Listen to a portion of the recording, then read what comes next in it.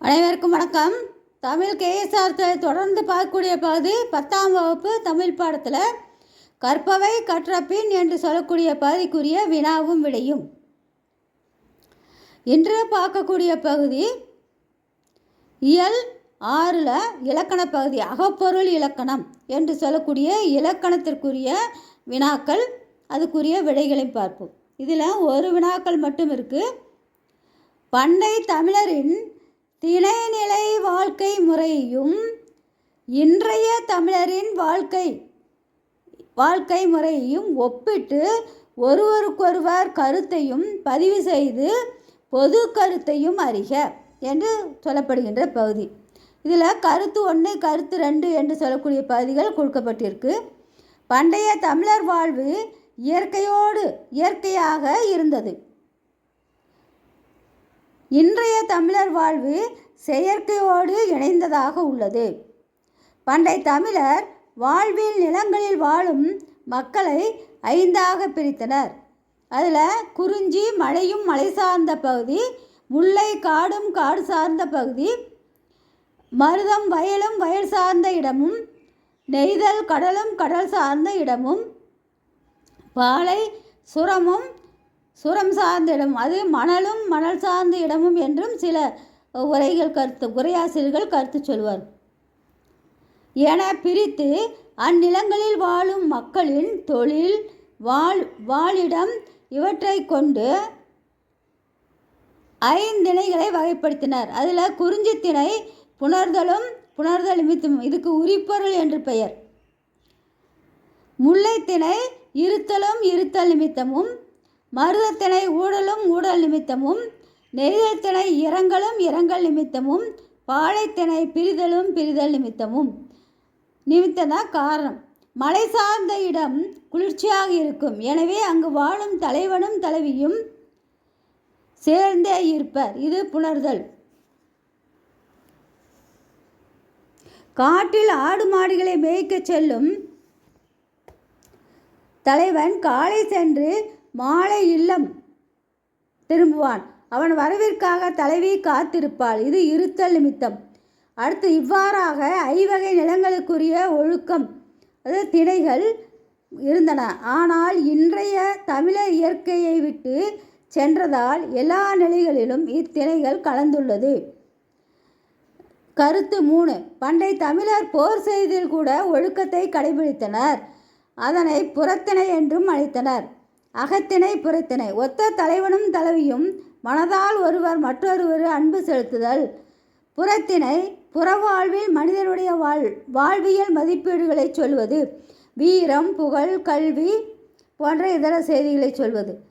போருக்கு செல்வதில் ஒழுங்கு, அந்த திணை புறத்திணைகள் என்பதை பிரித்திருக்கின்றார்கள். வெட்சி, கரந்தை, வஞ்சி, காஞ்சி, நொச்சி, உளினை, தும்பை, வாகை என்று சொல்லி.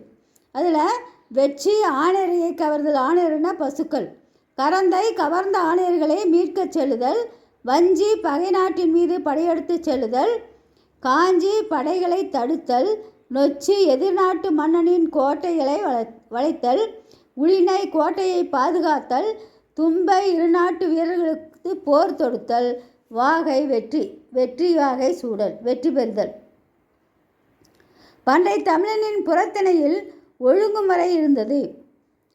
கருத்து 4, பண்டை தமிழர்கள் வாழ்வில் காதல் இருந்தது. காதல் என்றால் ஒரு தூய தமிழ்ச்சொல், அதற்கு அன்பு என்று பொருள். காதலித்து முறையாக பெற்றோர், காதலித்துனா அன்பு செலுத்தி ஆசீர்வதித்து நிகழ்த்தப்பட்ட திருமணம் இருந்தது.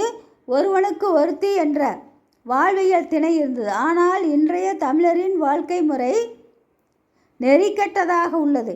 நிலத்திற்கேற்ற வேலை இருந்தது, அவ்வேலையை செய்பவர்களுக்கு குறிப்பிட்ட பெயரும் இருந்தது. அவர்களின் அந்நிலைகளில் விளையும் பொருள்களே உணவாய் இருந்தது.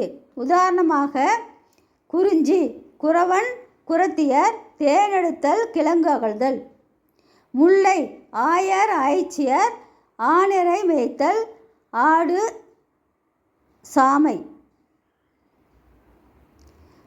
அடுத்தது மருதம் உழவர் உலர்த்தியர், களை பறித்தல், நெல் போன்ற 3 நிலங்களுக்குரிய பகுதி. இவ்வாறு நிலத்திற்கேற்ற உணவாக இருந்தது.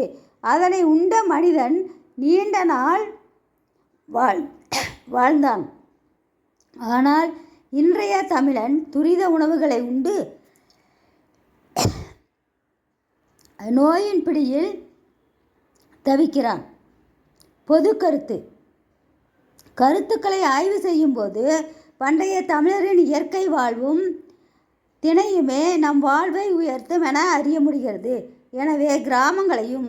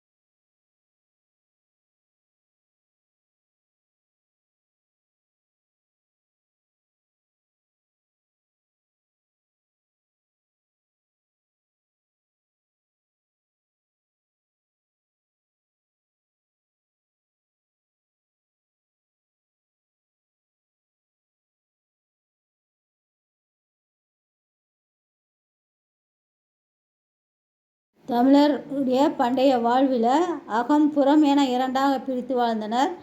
அதில் புறப்பொருளுக்குரிய போர் நிறை நிகழ்வுகளை சொல்லக்கூடியது. அதில் வெற்றி பூவை சூடி செல்வர் அந்த பூக்களுடைய படம் கொடுக்கப்படுது. அடுத்தது கரந்தைப்பூ,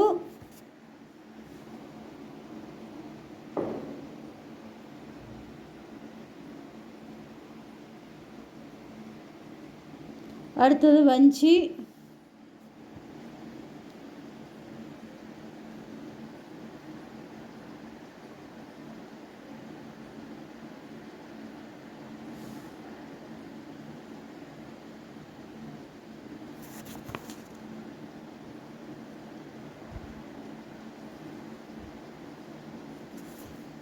காஞ்சி நொச்சி, மருத நிலத்துக்குரியது நொச்சி,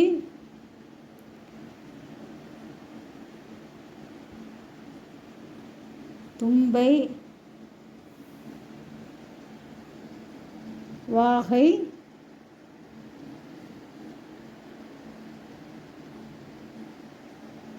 அதனுடைய பூக்களுடைய படங்கள் மட்டும் கொடுக்கப்பட்டிருக்கு. நன்றி, வணக்கம், வாழ்க வளமுடன்.